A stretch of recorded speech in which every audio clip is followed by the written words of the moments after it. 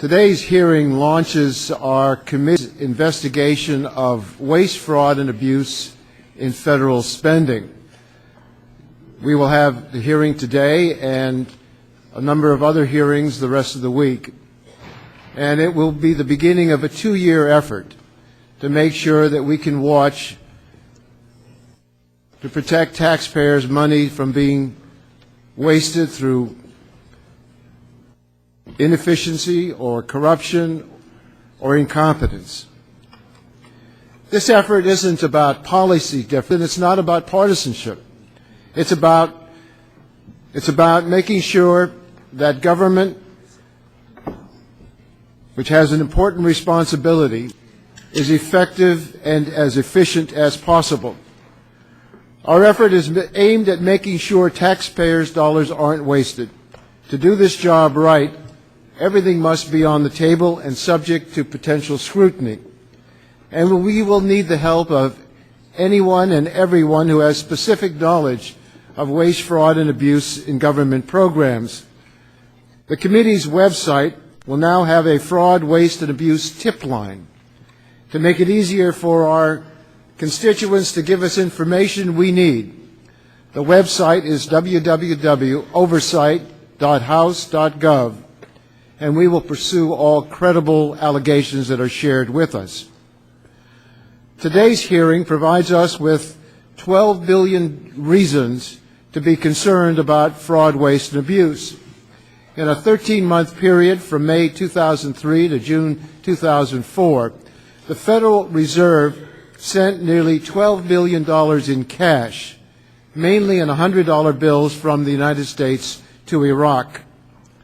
To do that, the Federal Reserve Bank in New York had to pack 281 million individual bills, including more than 107 $100 bills, onto wooden pallets to be shipped to Iraq. The cash weighed more than 363 tons and was loaded onto C-130 cargo planes to be flown into Baghdad. The numbers are so large that it doesn't seem possible that they're true. Who in their right mind would send 360 tons of cash into a war zone? But that's exactly what our government did. Stuart Bowen, the Special Inspector General for Iraq Reconstruction, analyzed the cash transfer and concluded that when the money arrived in Iraq, the Coalition Provisional Authority, which was run by our government, had not established sufficient managerial, financial, and contractual controls to ensure that the cash was used in a transparent manner. Even worse, Mr. Bowen concluded that the Coalition Provisional Authority handed over the money to the Iraqi ministries, quote, without assurance the money was properly used or accounted for. I'm releasing a memorandum this morning that describes this mind-boggling situation in more detail. And I'm pleased that Mr. Bowen and Ambassador Paul Bremer, who led the Coalition Provisional Authority, are with us today to shed more light on what happened to the $12 billion. I know Ambassador Bremer has indicated in the past that it's unrealistic to expect the government to keep close track of money sent into a war zone. And I know the Inspector General believes the opposite is true, and that strong standards are especially important if our government is sending billions of dollars of cash into a chaotic and violent environment. My concern is that without strong standards, we have no way of knowing whether the cash that was shipped into the green zone ended up in enemy hands. Our goal is to assess the Coalition Provisional Authority's actions, not by some arbitrary international guidelines imposed by outsiders, but by the authority's own standards, written into their own regulations.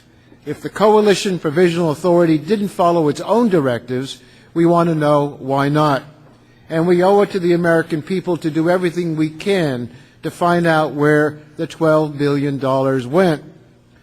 We also need to ask questions today about who was hired by the administration to manage the $12 billion in cash sent to Iraq and carry out the other responsibilities of the Coalition Provisional Authority. There were extraordinarily disturbing reports last fall that the CPA was filled with inexperienced and unqualified political cronies. This hearing will give us a chance to probe those allegations and find out what role incompetence, political cronyism played in the debacle that Iraq has now become. Finally, before I turn to Mr. Davis for his opening statement, I'd like to say a word about the empty witness chair. Our original goal for this hearing was to be retrospective and prospective, looking both backwards and forward. On January 10th, the President announced his new strategy for Iraq. This included an escalation of 21,000 troops, but it also included a request for another $1.2 billion in taxpayer funds for Iraq reconstruction. The next day, Secretary of State Condoleezza Rice held a press conference and announced with fanfare that the administration's new point person for Iraq reconstruction would be Ambassador Tim Carney. This is what she said about his new role.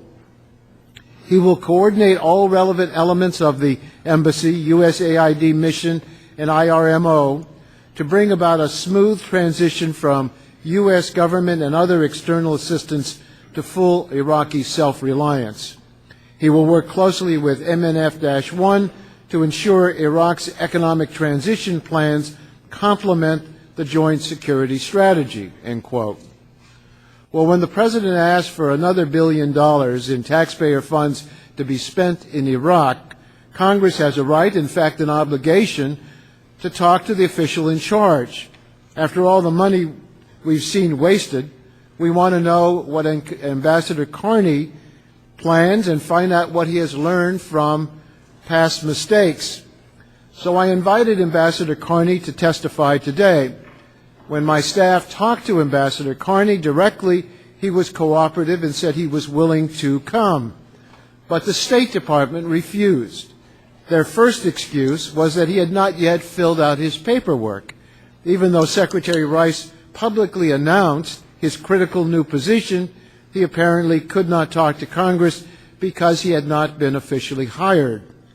Next, the State Department said Ambassador Carney could not come because he did not yet know what he was going to do in Iraq. This seemed odd, especially since the Secretary had already announced that he was her new point person on Iraq reconstruction.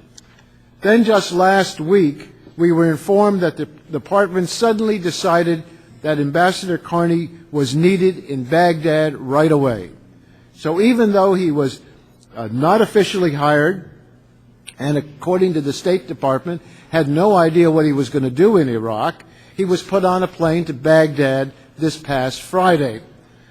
The State Department has now told us that they may make him available to Congress in 6 months. After all the billions wasted in Iraq, 6 months just isn't good enough. So we have an empty chair for Ambassador Carney today, but I can assure the Secretary of State that the chair won't be empty for too long. We are going to have opening statements from the members of the committee in 2 minutes length, with the exception of Mr. Davis, who I want to recognize at this time. Thank you very much, Mr. Waxman. This committee always has been about saving taxpayers' money. If you look over the record of the last cycle, the GAO reported that because of the oversight this committee conducted in the last Congresses, 2 Congresses, we saved the taxpayers over $6.5 billion. So saving taxpayers' money is what this